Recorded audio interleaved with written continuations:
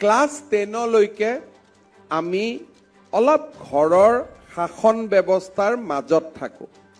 দেউতা মাই আমাৰ পঢ়া শুনাৰ খবৰ লয় দেউতা মাই আমি স্কুলত গৈছো নে নাই স্কুলৰ পৰা আহিছো নে নাই খা খবৰ ল'ব পাৰে কাৰণ স্কুলখন ঘৰৰ কাষতে স্কুলৰ শিক্ষকৰ লগত দেউতাক মাকে কথা বতৰা পাতিব পাৰে কিন্তু মহাবিদ্যালয়ত পঢ়াৰ লগে লগে মহাবিদ্যালয়খন অলপ ঘৰৰ পৰা দূৰত হয় মহাবিদ্যালয়ৰ অধ্যাপক অধ্যাপিকাসকল গাঁৱত নাথাকে বহুতে গুৱাহাটীৰ পৰা অহা যোৱা কৰে বা আন কিছু দূৰৰ পৰা অহা যোৱা কৰে আৰু দেউতাক মাকে মহাবিদ্যালয়ৰ অধ্যাপক অধ্যাপিকাৰ লগত নিজৰ ল'ৰা ছোৱালীৰ বিষয়ে কথা পতাৰ সুযোগ নাপায় পঢ়া শুনাও অলপ বদলি যায় আমাৰ দেউতা মা সকলে মেট্ৰিকলৈকে পঢ়াখিনি আমি বুজি পাওঁ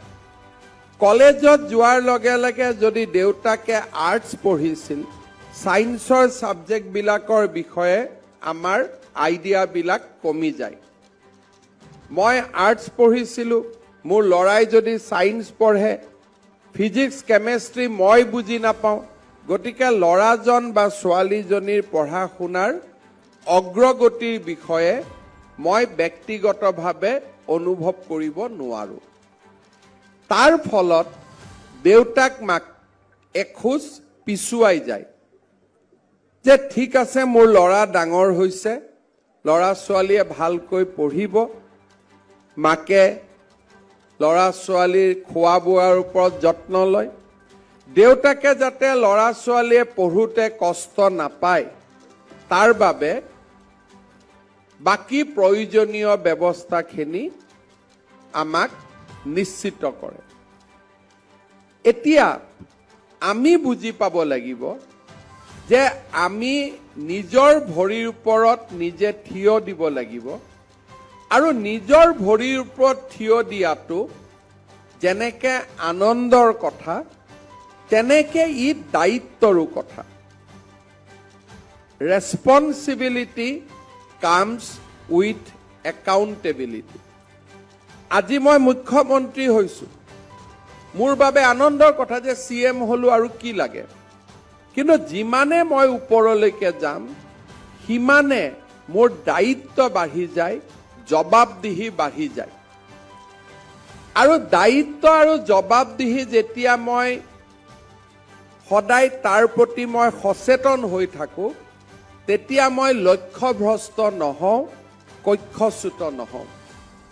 আমি যে ডাঙৰ হলো কলেজত গলো আমি যদি দায়িত্বৰ ওপৰত আমাৰ যদি সম্যক জ্ঞান নাথাকে তেতিয়াহলে আমি লক্ষ্যভ্ৰষ্ট হম কক্ষচ্যুত হম আৰু এবাৰ যদি লক্ষ্যৰ পৰা আঁতৰি যাওঁ 18-19 বছৰত আকৌ লক্ষ্যলৈকে উভতি অহাটো খুব টান কাম মই নিজে দেখিছো মোৰ এই সুদীৰ্ঘ জীৱনকালত যদি এবাৰ ল'ৰা ছোৱালী কৰবাত বেয়া হ'ল ৰাস্তাৰ পৰা আঁতৰিলে উভতাই আনাটো দেউতাক মাকৰ বাবে খুব কষ্ট আৰু এটা সময়ত দেউতাক মাকে হাত দাঙি দিবলগীয়া হয় মই বিচাৰো যে আমাৰ জালুকবাৰী সমষ্টিয়ে হওক